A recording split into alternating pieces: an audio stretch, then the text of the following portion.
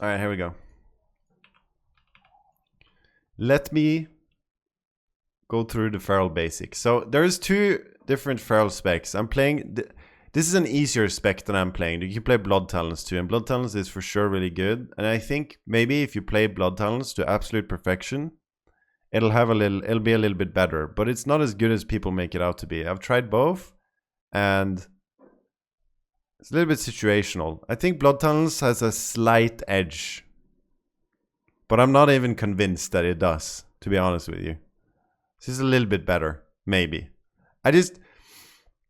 I play a lot of feral in... I haven't done that much in 3s, so maybe in 3s it's for some reason a lot better. That could be. But in 2s, I played feral on high ratings against other really good ferals, and I always keep up with damage on the scoreboard, and it just feels better to me, at least. But maybe... I don't know. I was talking to some other really good ferals about it too, and they were surprised how good Moment is. So they recently nerfed Rake, so people have been starting to try not to play Incarn. Incarn is definitely still viable, but the main thing you swap is like... The main thing people are doing different is some people play with Incarn, some people play with Soul, but I see a lot of people play Soul lately. And then a lot of people play Blood Talons. This is like very common to use, and it's not bad for sure. It's really good. But I prefer the Moment of Clarity. I think it's more... I just prefer that spec. I like playing with it more. And then the other thing, like everything else stays the same pretty much every game in 2s. In 2s you can get away with Balance Affinity. In 3s you go Guardian Affinity sometimes for sure. You can go Mass Root against BM Hunters. It's pretty much the only exception I can think of. Other than that, this is like the default spec. You can go Sparring and shit against Warriors. Just spec Reinforced Armor by default because that's what you go 90% of games. Thorns, you always want to go Thorns. I'm talking about 2 specifically, but 3s as well. You always go Thorns if you can get value from it. It's good as a Purge Protector as well, but like the main thing is that it just does crazy damage if people hit on you. So you can use it sort of as a defensive too. Like if I see my healer's about to be in trouble, I'll Thorns him. Just because then they might go off him. Because they'll be scared to go through Thorns because it shits on them so hard. And then you never go Protector, but sometimes you can go Tooth and Claw if you're playing against like an Arcane Mage Disc or something. Something that will never melee attack you. Then you can go Tooth and Claw for the more bare health. Go Savage Momentum, always. Unless there's nothing to kick, then you can go this. But I mean, there's always something to kick because there will be a healer, right? So you pretty much always go Savage Momentum. And in this row, you go... In 2s, you very often go Earthen Grasp. This thing is crazy strong. It doesn't break from bleeds, and it's undispellable. You just need to be careful with your Moonfire, because Moonfire can break it. So when you use this root, it's an insane peel. Like, for example, if you root a warrior with this, he can't be dispelled out of it. He's just stuck in it, and 80% chance to miss on everything. Like if he tries to Stormbolt you, the Stormbolt has an 80% chance to miss as well. So it gives you a cooldown on your root, so it just means you have to like use it a little bit more. You have to use your brain a little bit more and not just throw it out willy-nilly. Just try and save it for when you need the peels. And then if you don't feel like you need that 80% miss, you go King of Jungle just for more movement speed and damage overall, because you'll pretty much have this on 2 targets the whole time. So 6% damage, 6% movement speed is, you know, decent. And Rage Maim, I don't really use this talent. I mean, I know some people use it against Crane Monks, for example, and they just try to CC. I don't know. I feel like it's not that good. I prefer the other 2 talents. And then you always go Ferocious Wound too. The way you do damage as Feral, there's a lot of like small things. I won't go too into detail about it. Okay, so one thing you have to keep in mind that's very important is that your Rake, you always keep up your Rake on your target, right? You always keep up all your bleeds. But Rake from stealth doesn't just bleed them, it also turns into a stun. And it's a stronger bleed from stealth. It got nerfed, but it's still really good, obviously. So sometimes you'll see me do like triple DR or double DR stuns just because I want that big Rake out. It's a big bleed, right? And you don't want to refresh your... When you have this Rake out, this is the stun and this is the bleed. You don't want to you want to try and get full value out of that Rake and not refresh it, because obviously that's a really strong Rake. So I'll try and maybe wait till it's completely expired and then get a new one. So you don't take it away. And then you have Tiger's Fury. This is the snapshotting thing, right? With Tiger's Fury, you have to actually Tiger's Fury before you apply the bleeds, right, chat? So it also gives you a bunch of energy. So in a situation like this where I have full energy, it wouldn't be optimal to Tiger's Fury, but this won't happen too often though. But just pretend I'm low on energy. I have full combo points, and then you Tiger's Fury, Rip, Rake. And then you have really strong bleeds here, just because you applied Tiger's Fury before you bled them. The bleeds, if you Tiger's Fury after the bleeds are applied, it won't affect them. Okay, and then with Berserk, it's the other way around. So we gotta remember with Berserk, you have a trait, it's right here. Increases all your damage by 20%. So when you pop your Berserk or Incarn or whatever spec you are, it increases all your damage by 20%, but that counts for bleeds that are already applied, I'm pretty sure, right? So if we look at this Rake, let's just test it. It hits for 137k. And then I pop Berserk. And now it's 151k. So it got increased. So with Berserk, it doesn't matter if the bleed's already applied. So when you pop Berserk, you always want to have bleeds up already. You don't want to have Berserk and then start applying bleeds. You want to already have them up and then pop Berserk. Another thing you want to try and do is use your artifact. At least the first artifact, just try and save it for Berserk, because it'll also be increased by 20%. So it's pretty important that you get that burst off with Berserk. And don't just pop your artifact in your opener. I see a lot of ferals do that. They just open with Rake and then they artifact next global to get a bunch of combo points. I don't think that's worth it at all. You should just get your bleeds rolling and then wait for a good time to pop Berserk, and then you artifact with your Berserk. So you get the big burst together. At least for the first one, because they don't share a cooldown, so you don't always do it. But at least for the first artifact, I would always use it with Berserk. So the way you do damage is you just get your Rake. With this spec specifically, it's a little bit different with Bloodlands, but I'll go through a moment of clarity spec, right? You Rake, and then you get when you have full combo points, you Rip. And then you need to get your Moonfire out too. Moonfire is your weakest dot, so you care about that the least. But it also has the longest range, so it'll be situational when you put it on. But it's the dot you care about the least. Like here, I would reapply Rake first, and then Moonfire. And then you just spam Shred.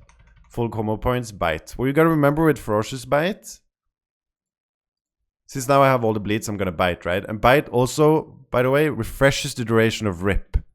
So a lot of the time, if my Rip is about to expire, say there is 2 seconds left of this Rip and I don't have full combo points, I won't care. I'll still just press Bite, even though that Bite won't do much damage. It's worth it to just reapply the Rip.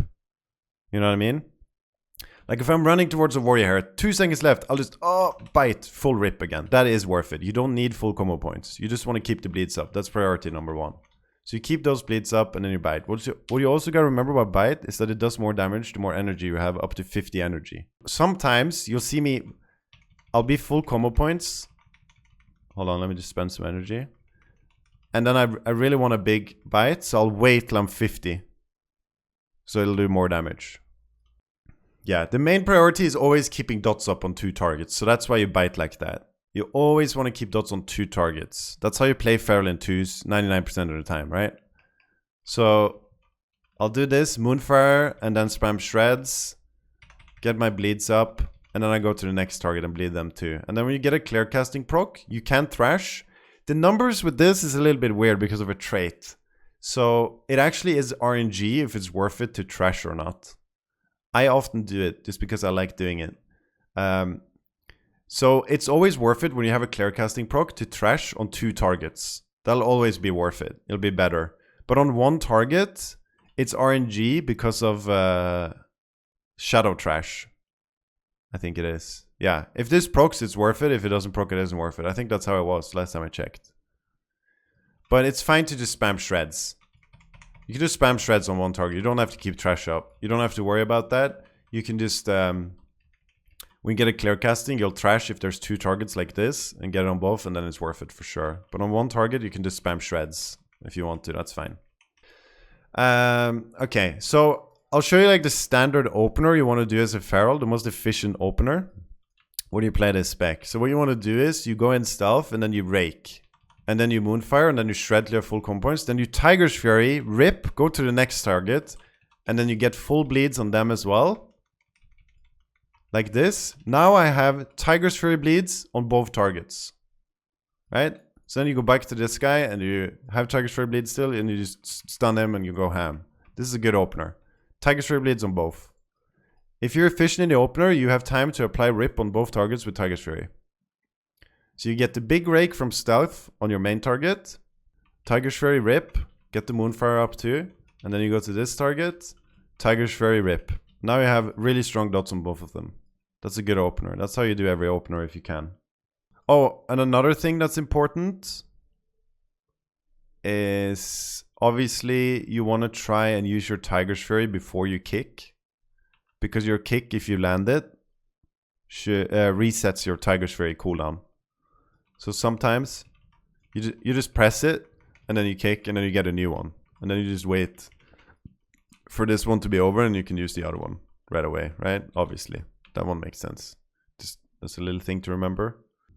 But the main thing about Feral, like doing damage like that isn't the hard part. The hard part is avoiding damage while doing damage, right?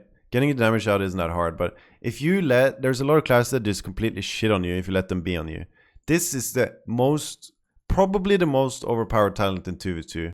If you use Balance Affinity very well, it's extremely annoying for people to deal with. This is like the most OP thing. It's getting nerfed in BFA, by the way. It's only 3 yards. So, for example, when you're facing a warrior, if you just stand at his melee range and do damage, and he's doing damage to you as well, you're gonna get shit on. Like, he's gonna do way more damage than you. You can't do that. You have to use your range. Like, look how far away I can hit this guy. I can hit him from all the way over here. While other people have to stand here. You can stay all the way over here and hit him. What you also have to keep in mind is that your rake applies a slow. So often you just re-rake just to get the slow, because the slow doesn't last as long as the rake.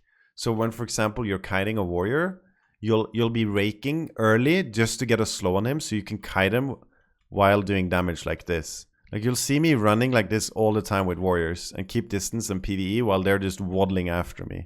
Like, this is warrior POV. This is warrior POV against the feral, and this is my POV. You know, it's like super easy for me to kite him on demand. Like, ferals hard counter warriors. They're really easy to deal with. It's an extreme example.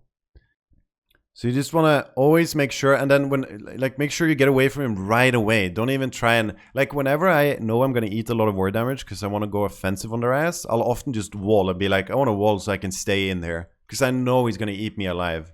But if I really want to be aggressive, I'll just wall offensively. And then as soon as the wall is over, I get my ass out of there. So you can use, to kite, use warrior as an example again. When you kite him like this, he's going to like back off and charge you because he can't reach you, right? Then you just bear form right away, and you make sure you face him, because when you bear form, you get this dodge. I should talk about that first, actually. Protection of Ashmane. You see I have a timer on it here. I'm using weak aura. When this timer is over, every time I go into a form, it'll give me a 5%, a 5-second 100% increased dodge chance. It's not a 100% chance to dodge, but a 100% increased chance. You have a very high chance of dodging, but it's not 100%. So now that this is over again, when I go in bear, I get this buff for 5 seconds. And now I have a high armor and high dodge. So you just use that. And then you go back in cat. Because when you go back in cat, it cancels it. But you have it in bear form and travel form. So you gotta be careful going back to cat because you cancel out your proc. So you can use that in a lot of cool ways. Like, for example, I'm hitting a priest over here. And then I see this rogue is waddling towards me, or I know a rogue is about to make a swap to me or something, right? He just waddles towards me, sprints towards me, whatever. I turn around, I bear form, and I dodge his kidney. And then you go back and do damage. Like, if you can do plays like that, it's huge. Just shapeshift and get away from people. That's important. Like, people are chasing you, just get a slow on them with rake, and then go bear form, or travel form, or whatever, and then back in cat form. Because you remove your slows by going out of form. I think that's like the basics. Okay, I'm gonna queue now.